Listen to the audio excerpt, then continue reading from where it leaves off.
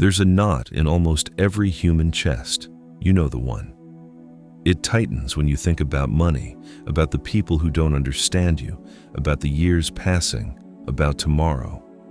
And if you're honest, some part of that knot is pulling at you right now, which is exactly why you should keep listening, because by the end of this, you may know how to loosen it. Long ago, the Buddha sat before those who came to him carrying exactly this weight. And the Buddha told them something that broke open everything they thought they knew about suffering. The Buddha said, "It is not the trouble itself that wounds you, it is the clinging." What is clinging then? It is the quiet demand that reality bend to your wishes. The whisper of, "If only this were different," the ache of, "Why won't they understand me?" The bitterness of, "Why does everyone else get rewarded and not me?" And the stronger that whisper grows, the more violently the heart breaks when life refuses to obey it.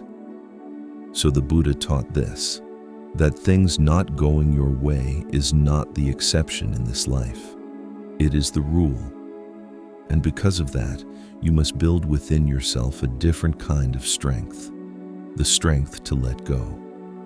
Because the moment you gently release the demand that things be a certain way, something happens in the chest.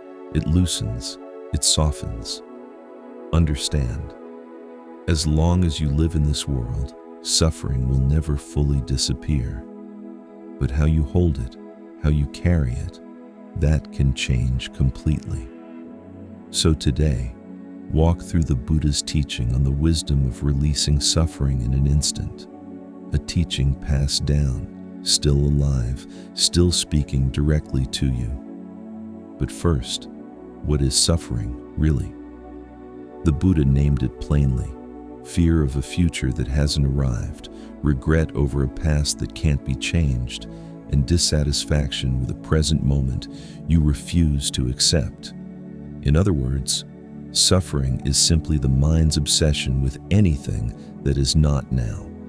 The Buddha taught it in a single line that has echoed for centuries. Do not mourn the past, do not fear the future.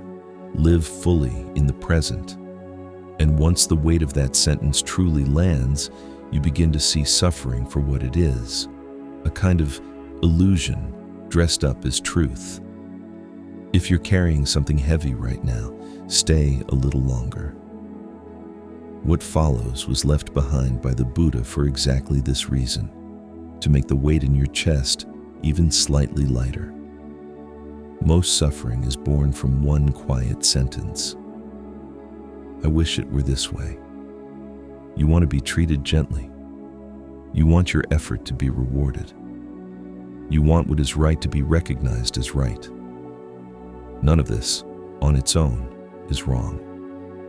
But when that wish hardens into a demand and reality refuses to match it, the heart resists. And out of that resistance, suffering is born. The Buddha put it simply, that things do not go as we wish is the way of the world. Once a person truly understands this, not just in the mind, but in the marrow, they take their first real step out of suffering. Expectation, the Buddha taught, is not something to grip tightly. It is something to hold loosely, to let float. Held that way, even disappointment leaves only a shallow wound. Move from it must be this way too. It's fine if it isn't. This softness of heart is what saves you. This does not mean abandoning hope altogether. It means that when a hope goes unmet, your whole being should not shatter along with it. That, the Buddha said, is the first step of true letting go. And releasing expectation is not the same as ceasing to care. In fact, real kindness is this: to care for another deeply while releasing any need for them to become what you want. Relationships become lighter this way. That person hasn't changed? Let it be so. Guard your own heart with your own hands. Do not hand its peace over to someone else's transformation. Only then does a truly calm relationship begin to form. Suffering is not the raw fact itself. It is the meaning you attach to that fact, and that meaning is what decides how heavy it becomes. The Buddha taught, the mind creates everything, the mind leads it. Two people can face the same event. One calls it a lesson, the other calls it a tragedy. What happened cannot be undone. But how you choose to see it, that remains entirely yours. Someone's words wound you? Whether you take those words as truth is still, ultimately, your decision. Which means most suffering is not the outside event at all. It is the story you tell about it, inside. The Buddha once asked his students directly, how much truth is actually in that belief you're holding on to? Thought builds a story in an instant, but stand still in silence and you'll see. That story was only ever imagination. The first step toward lighter suffering is learning to separate fact from interpretation. Do not let yourself be dragged around by illusions your own mind invented. So how do you release the interpretation? Step back from your own mind and ask, is this actually true? Ask it again and again, and slowly the patterns of your own thinking begin to reveal themselves, and a calmer point of view returns to you. The Buddha also taught this. Truth reveals itself in stillness. Before emotion swallows you whole, return to that stillness. Most suffering in the end is only a passing storm of thought. Never forget, it too will pass. The moment you measure yourself against someone else, suffering grows deeper. That person is more successful. That person looks younger. That person seems happier. But the Buddha taught, the lotus blooms out of muddy water. It is not beautiful because it is compared to other flowers. It simply blooms exactly where it is. That itself is beauty. One student once confessed, I feel that I'm lesser than the others. The Buddha smiled and answered, keep your eyes on someone else's shadow, and you will never notice your own light. Do not be captured by others' judgments or appearances. Every person walks a different road, and on your road, only your flower blooms. Even today, so many are shaken by social feeds and public opinion. But the happiness glowing on a screen is not the truth. What matters is not other people. It is your own way of being. To stop comparing and simply say, I am enough as I am. That is true freedom. The instant comparison is released, one piece of suffering quietly dissolves. So how do you become free of comparison? The answer lies in gratitude. That you can breathe today. That you can eat today. That you can hear someone's voice today. In that alone, you may realize you are already whole. The Buddha taught, the one who knows contentment is the truly wealthy one. When you can be grateful for what you already have without measuring it against anyone else, the heart settles into a quiet fullness. Those who stop comparing begin to smile gently, a sign that they have returned finally to their own life. What will become of me? Will I be all right when I'm old? What if I get sick? Thinking of the future wraps the heart in anxiety. But the Buddha taught, the future has not yet arrived. Only this present moment is real. Worrying about the future is suffering over something that hasn't even happened, like flinching at a shadow that isn't there. One student, night after night, lay awake dreading what was to come. The Buddha told him, do not let a tomorrow that has not arrived cloud the heart of today. There's only one way to release worry. Return to now. Attend gently to what is directly in front of you. Feel today's breath. Listen to today's voices.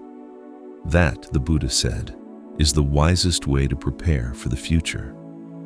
People today, buried in endless information, are just as easily pulled into fear of what's ahead. But no one can see the future.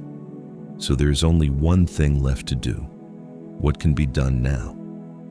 The Buddha taught, rather than fear tomorrow, fill today completely. That posture of heart is the wisdom that quiets anxiety. And how, in practice, does one return to now? The method is simple.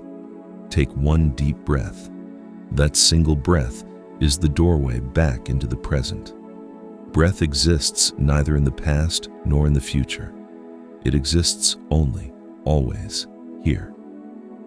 This is why the Buddha taught meditation, a practice for gathering the scattered mind back into now. When worry grows loud, close your eyes quietly and watch your breathing.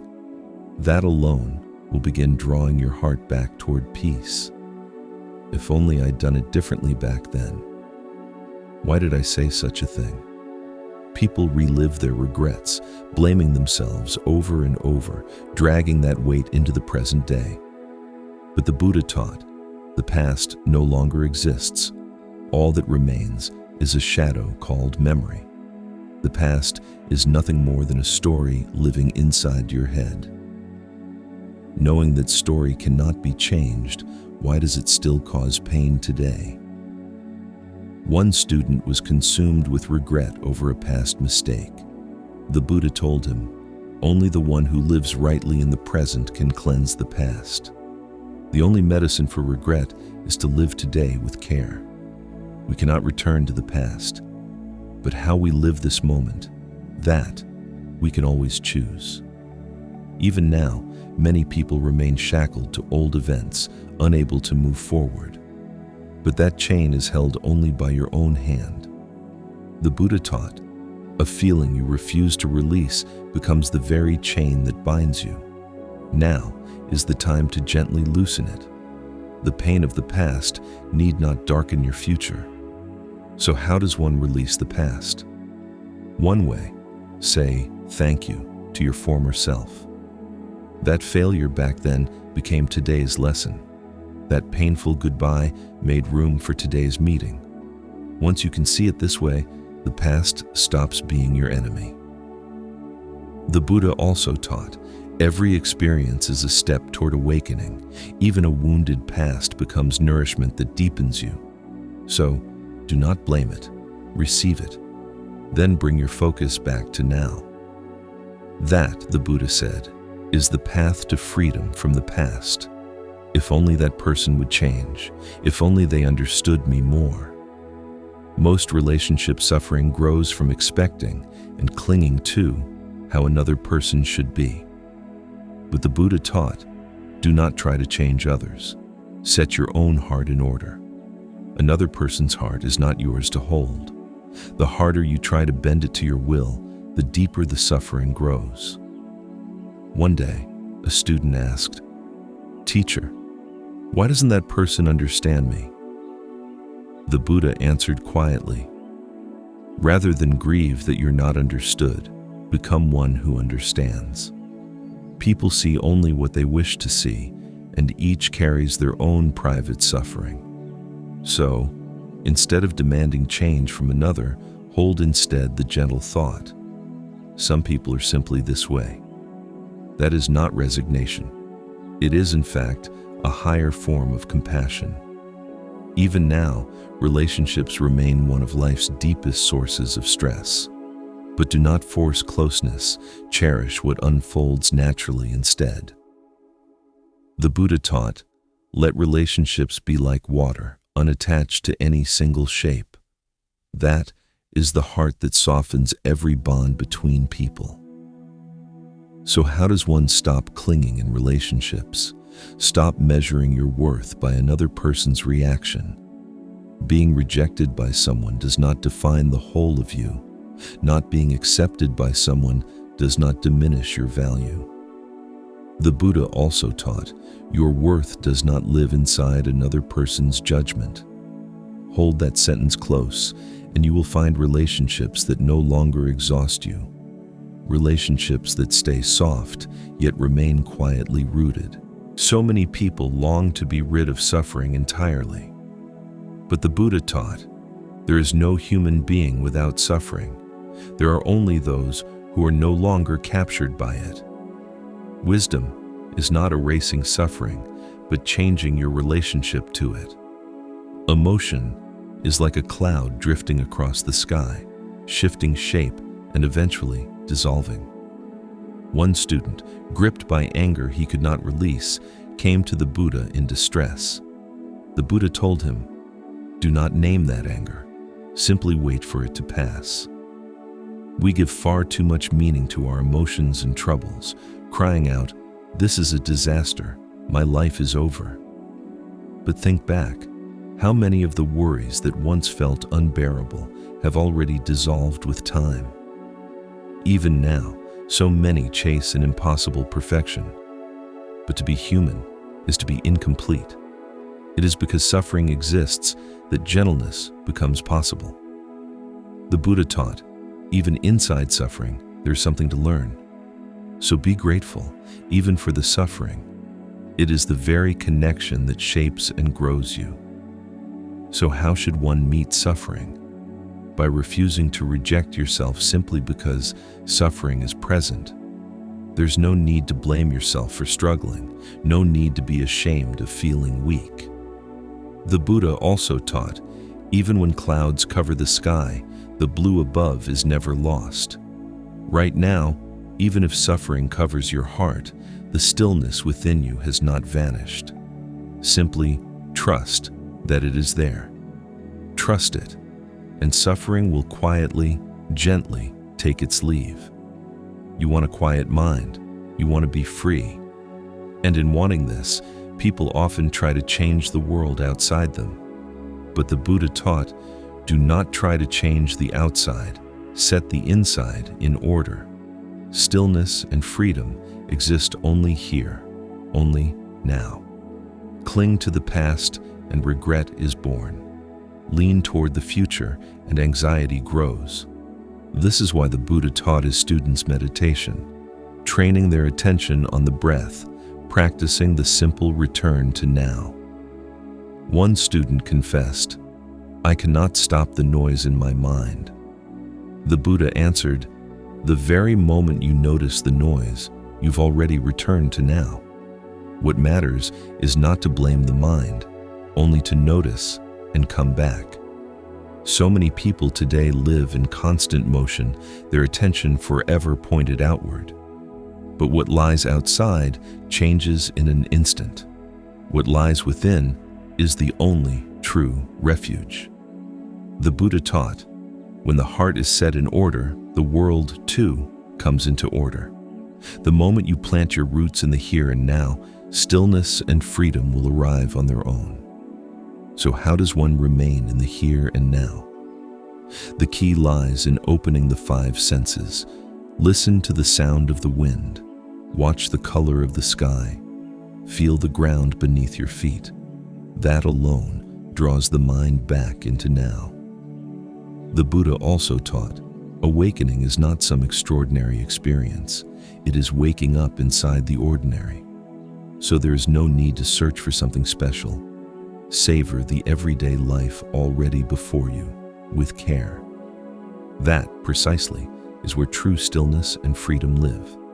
Simply by living, we come to carry so much: anxiety, regret, the eyes of others, fear of what's ahead. All of it piles up and the heart grows tired. But the Buddha taught, to let go is not to lose. It is to finally see what truly matters. When you release suffering and attachment, you begin to notice a quiet core still standing within you, untouched by anyone's judgment, unmoved by success or failure. One student, weeping, said he wished to let go of everything. The Buddha told him, to release is not to run away. It is the strength to choose. Yes, letting go is, in truth, an act of choosing what to treasure and what to release. Only when a person can decide this with their own heart do they truly begin to live their own life. Even now, So many try to hold on to far too much, and in doing so, lose sight of what actually matters. The Buddha taught, "It is not the one who has much, but the one who is fulfilled with little, who is truly wise." So, one final question. What truly matters to you? Sit quietly with that question. It is the very question that can save you. And never forget, what you release and what you protect is not for anyone else to decide. Your life belongs to you alone. So ask your own heart, if I keep holding this, am I happy? If I let this go, will I truly suffer for it? Listen quietly to that question, and the answer will rise on its own. So, after hearing all of this, what is it that you feel ready to release? Sit with that, let it settle, and your heart will surely grow a little lighter.